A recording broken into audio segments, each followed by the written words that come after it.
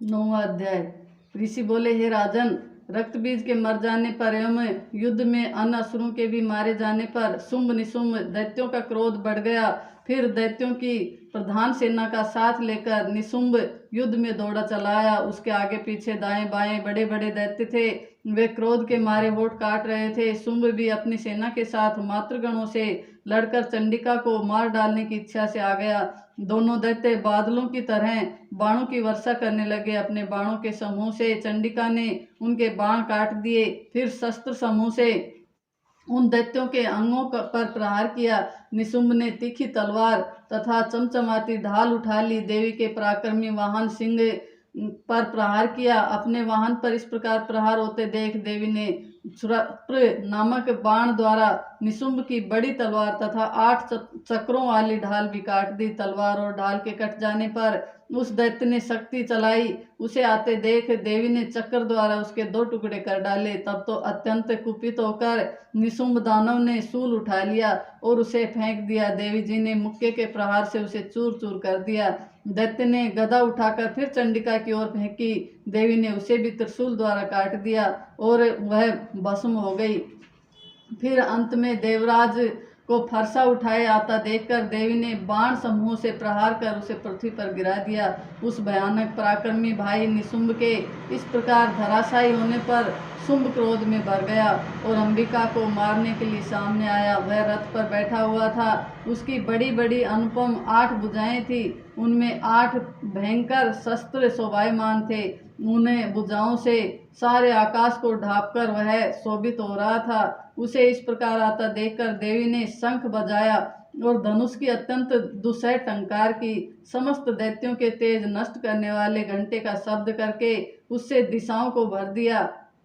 तब सिंह ने भी बड़े हाथियों के महानद को दूर करने वाली बड़ी भारी गर्जना लगाई। उसके द्वारा आकाश पृथ्वी एवं 10 दिशाएं गूंज उठी। तब काली ने आकाश में उड़कर पृथ्वी पर दोनों हाथों से ऐसी ताड़ना की कि उस शब्द से पहले के सभी शब्द मंद पड़ गए। तब शिवदूती ने अमंगल रूप अत्यंत अट्टहास किया। उस ध्वनि से दैत्य डर गए। शुंभ के क्रोध का पारा चढ़ गया।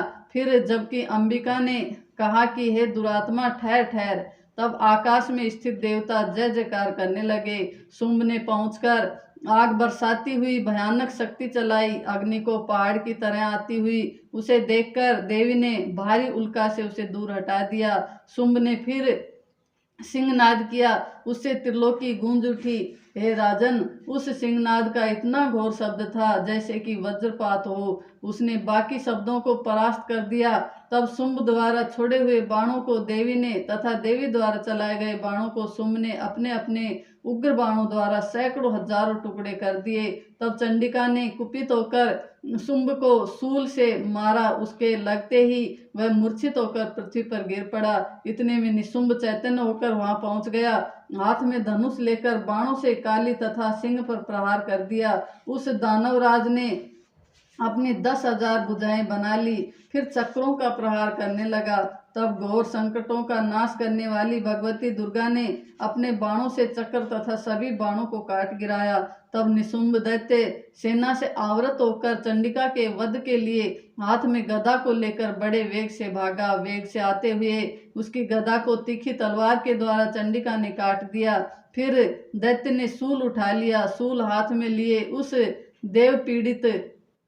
देव पीड़क निशुंभ को आता देखकर चंडिका ने अपना शूल वेग से चलाकर उसकी छाती बीन दी। उसकी छाती फटते ही उसकी छाती से एक और महाबली पुरुष निकला।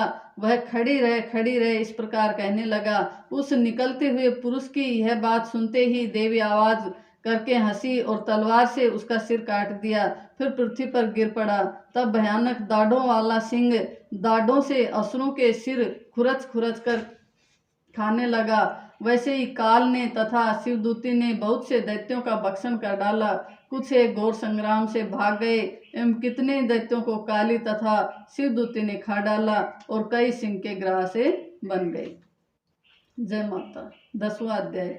ऋषि बोले, अपने प्राण प्रिय भाई निशुंभ की मृत्यु को देखकर इस प्रकार सेना को भी मरता देखकर कुपित होकर शुंभ कहने लगा, अरे दुष्ट दुर्गे, तू बल के घमंड से गर्व मत कर। अरे अहंकारणी, तू तो अन्य स्त्रियों के बल के सहारे लड़ रही है। देवी बोली, अरे दुष्ट, मैं अकेली हूँ, संसार भर में मेरे समान दूसरी है कौन। ये तो मेरी विभूतियां हैं, मुझ में ही प्रवेश कर रही हैं। इतना कहते ही ब्राह्मणी आदि सभी शक्तियां उस देवी के शरीर में समा गई।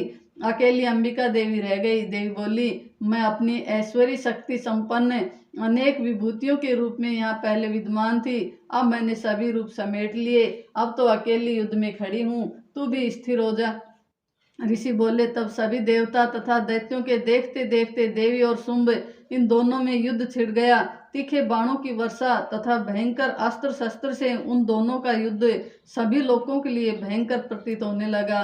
जितने भी दिव्य से दिव्य अस्त्र अंबिका छोड़ती जाती, दैत्येंद्र उन्हें निवारक अस्त्रों द्वारा तोड़ता जाता। इसी प्रकार परमेश्वरी अंबिका भी खेल खेल में हुक्कार आदि शब्दों द्वारा दैत्य से छोड़ दिए शस्त्रों को तोड़ती गई। तदंतर असुर ने सैकड़ों बाणों से देवी को आच्छादित कर दिया। तब देवी ने भी कुपित होकर बाणों द्वारा उसका धनुष काट डाला। धनुष के टूट जाने पर दैत्येंद्र ने हाथ में शक्ति उठा ली। अभी शक्ति उसके हाथ में ही थी कि देवी ने चक्र द्वारा वह शक्ति काट डाली। तब दैत्यराज तलवार तथा 100 चंद्रमा वाली चमचमाती ढाल लेकर देवी पर झपटा। उसकी तलवार तथा सूर्य जैसी चमकती हुई ढाल को देवी ने अपने धनुष से छोड़े हुए तीखे बाणों से तुरंत काट दिया। रथ के घोड़े तथा सारथी को भी मार दिया। धनुष तो पहले ही कट चुका था। तब तो भयानक मुदगर लेकर अंबिका को मारने के लिए दैत्य उद्यत हो गया। देवी ने उसके मुदगर को भी तीखे तीरों से काट दिया। फिर भी वह दैत्य मुक्का तान कर बड़े वेग से दौड़ा। जाते ही उस दैत्येश्वर ने देवी के हृदय पर मुक्का मार दिया। देवी ने भी उसकी छाती पर एक चपेट जमा दी। देवी की उस चपेट के लगते ही वह दैत्यराज पृथ्वी पर गिर पड़ा। गिरकर भी सहसा उसी प्रकार उठ खड़ा हुआ। तब उछलकर देवी को उठाकर आकाश में स्थिर हो गया। वहां भी निराधार होकर वह चंडिका देवी के साथ युद्ध करने लगा। आकाश में उस समय दैत्य तथा चंडिका का आपस में घोर युद्ध हो रहा था। वह युद्ध मुनियों के लिए विस्मयकारक था। अब अंबिका ने उसके साथ देर तक युद्ध करते करते दैत्य को उठा लिया और उसे पृथ्वी पर पटक दिया। देवी द्वारा पटका हुआ वह पृथ्वी पर आकर खड़ा हो गया। मुक्का तानकर वह दुष्ट देवी को मारने की इच्छा से बड़े वेग से दौड़ा। तब उस दैत्य को आता हुआ देखकर देवी ने उसकी छाती में त्रिशूल भोंक दिया और पृथ्वी पर गिरा दिया। देवी के शूल से छत विछत होकर पृथ्वी पर पड़ते ही उसके प्राण निकल गए। उसका गिरना भी समुद्र द्वीप एवं पर्वतों के समान सारी पृथ्वी को हिला देने वाला था।